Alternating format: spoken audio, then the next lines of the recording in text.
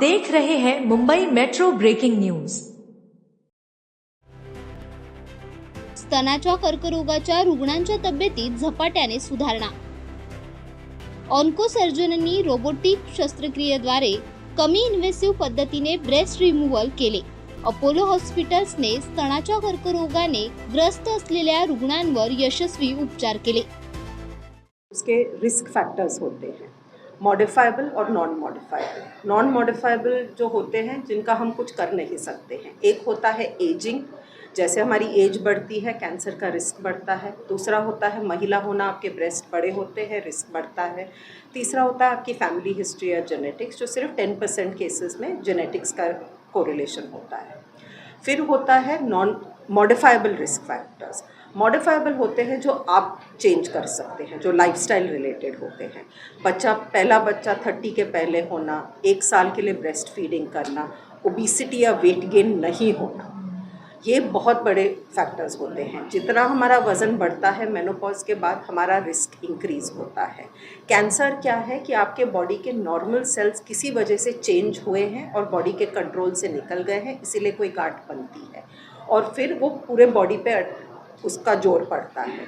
हमने उसे early detect करना होता है। कई कैंसर्स होते हैं जिन्हें हम प्रिवेंट कर सकते हैं, जैसे सर्वाइकल कैंसर, आप वैक्सीन दीजिए, HPV का वायरस प्रिवेंट कीजिए, सर्वाइकल कैंसर आप प्रिवेंट कर सकते हैं। ब्रेस्ट कैंसर हम अब तक प्रिवेंट नहीं कर सकते हैं, उसे अर्ली डिटेक्ट कर सकते हैं। तो जैसे मैडम खुद आई थी, उन्हें खुद गांठ जल्दी लगी थी, आप या तो अपने आप को एग्जामिन करें, जैसे हम सेल्फ ब्रेस्ट एग्जामिनेशन कहते हैं। 45 की एज के बाद हम रेकमेंड करते हैं हर साल एक मैमोग्राफी अल्ट्रासाउंड दोनों हो। आप अपने डॉक्टर से मिलके क्लिनिकल ब्रेस्ट एग्जामिनेशन साल में साल कर सकते हैं। ये चीज़ों से आप जब गांठ छोटी हो अगर सामने आते हैं, ब्रेस्ट कैंसर का क्योर किया जाता है। और हर कैंसर में कीमो रेडिएशन ज़रूरी नहीं होता है। हमारी पूरी कोशिश यही है कि हम क्वालिटी ऑफ लाइफ इम्प्रूव करें, सेम टाइम पे सर्वाइवल का भी अच्छा आउटकम हो, और वो तभी हो सकता है जब पेशेंट्स अर्ली स्टेज में आए। अगर पेशेंट्स एडवांस स्टेज में आते हैं तो हमारे हाथ भी थोड़े बंधे हुए होते हैं, बहुत ट्रीटमेंट्स देना ज़रूरी होता है। सो उसमें चांस इंक्रीज़ होता है, ज़्यादा चांस नहीं है। सो रिस्क फैक्टर्स होते हैं, हर मोटे औरत को नहीं होने वाला है, पर उनका रिस्क इंक्रीज़ होता है। तो जब आपको छोटे छोटे रिस्क आपके ऑलरेडी पता है, तो आप अपने लिए क्या कर सकते हैं, आप एक्सरसाइज करके अपना वज़न घटा सकते हैं, आप अपने वेट रेंज में रह सकते हैं।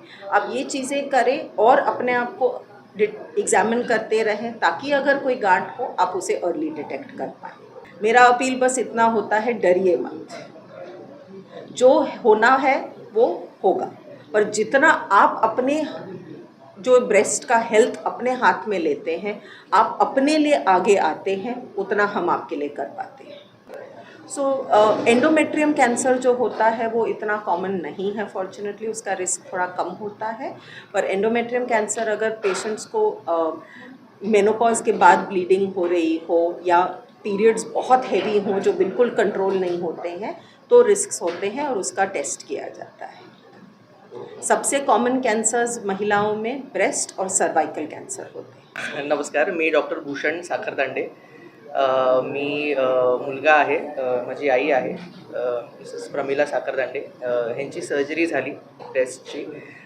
राईट साईडच्या ब्रेस्टमध्ये त्यांना गाठ होती अराउंड 2x2 सेंटीमीटरची। आणि आम्ही इथे पहिल्यांदा डॉक्टर नीता नायरना भेटलो सप्टेंबर महिन्यामध्ये।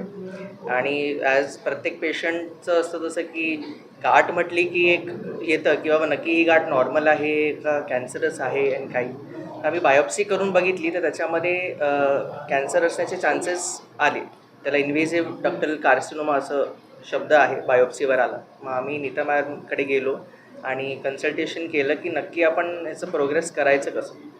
तर त्यांनी अतिशय सुंदर याच्यामध्ये एक्सप्लेन केलं की आपण कसं करणार आहोत। जसं लोकांना वाटतं की रेडिएशन लागतं, किमोथेरपी लागते, तर त्या प्रत्येक ॲस्पेक्ट त्यांनी समजवलं। आणि क्लिनिकली एक्झामिन केल्यानंतर मॅमनी स्वतः जेव्हा एक्झामिन केल्यानंतर त्यांना समजलं की हे एवढी पसरलेली गाठ तर दिसत नाही आहे, त्याच्यामुळे रेडिएशन आणि किमोचे चान्सेस लागण्याचे चान्सेस खूप कमी आहेत। आणि रोबॉटिकली जेव्हा आम्ही ठरवत होतो की रोबॉटिकली करायचं, तर जसं म्हटलं तसं हीलिंग आणि पेशंट कम्फर्ट हा खूप महत्त्वाचा भाग असतो. आणि जेव्हा मॅडमनी आम्हा तिघांनाही एक्सप्लेन केलं तेव्हा आम्ही निघाल्यावर मम्मी वॉज व्हेरी हॅपी की बाबा प्रत्येकाचं असतं जसं मॅडम बोलल्या की मग ब्रेस्ट काढलं जाणार का, मग कॉस्मेटिकली ते कसं दिसणार आणि त्रास होणार का, बाकी मग सायकल्समध्ये काय प्रॉब्लेम होणार का, असे प्रत्येक डाऊट्स होतात ते मॅडमनी जसे का मॅमनी सगळ्यांनी क्लिअर केले.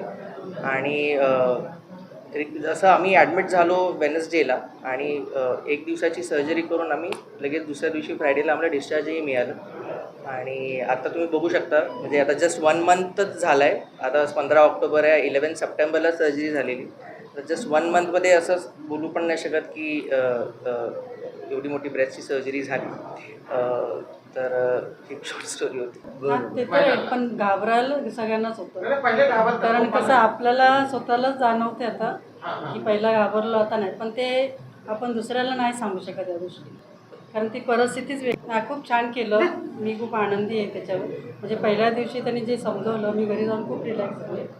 त्याच्यामुळे आम्हाला छान वाटलं. घाबरून जायचं नाही, पण शेवटी भीती वाटते, पण डॉक्टरांनी सांगितल्यावर थोडीशी भीती कमी होते. दोन्ही साईडचा ॲस्पेक्ट असतो. म्हणजे आता आपण टेक्नॉलॉजी पण आहे, डेफिनेटली टेक्नॉलॉजी आणि डॉक्टर ह्या दोन्ही गोष्टी त्या ह्याच्यामध्ये बॅलन्स झाल्या ना की पेशंट सॅटिस्फॅक्शन आणि पेशंट कम्फर्ट पण तेवढं बाहेर निघतं. तर अपोलोमध्ये आल्यावर मॅमचं आणि रोबोटिक ह्या दोन्ही गोष्टी एवढ्या बॅलन्स झाल्या की नंतर सेकंड थॉटच नव्हतं की आपल्याला काय करायचं. छान समजवलं तुम्ही.